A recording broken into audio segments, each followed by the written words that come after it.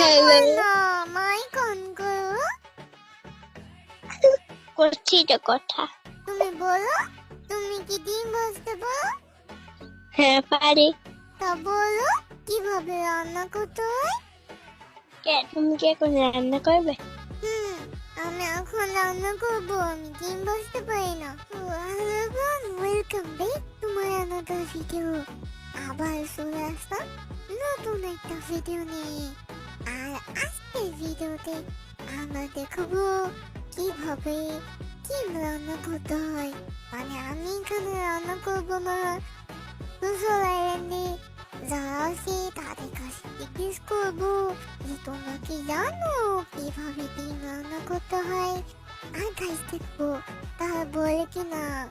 আর guys তোমরা প্রথম থেকে ভিডিওটা শেষ পর্যন্ত দেখবা।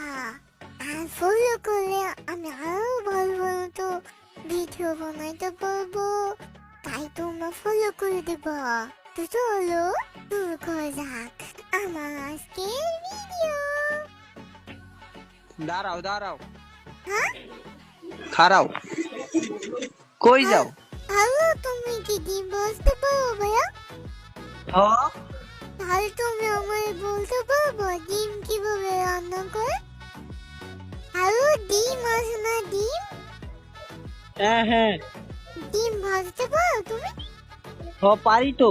তাহলে আমায় বলো। ও প্রথমে পেঁয়াজ কাটো, তারপরে তারপরে হচ্ছে মরিচ দাও, তারপরে তারপরে তেল দাও, ওই যে ইয়ের মধ্যে তেল দাও, হুম কড়াইয়ের মধ্যে দিছো, তারপরে তারপরে ডিম দাও ওই যে ইয়ের মধ্যে, এই মরিচের মধ্যে আর ওই যে পেঁয়াজের মধ্যে ডিম দাও। তারপরে কি করবো বলো?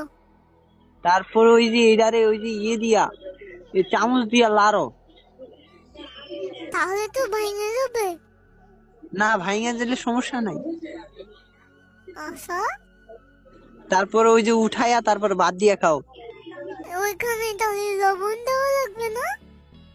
উই রে শালা দে, তুমি কেমনে ধোলা কও তো, তুমি তো পারো না। না, লবণ না হলে তো মজা লাগে না, এই স্বাদ লাগে না। লবণ দাও। আচ্ছা, লবণ নিস।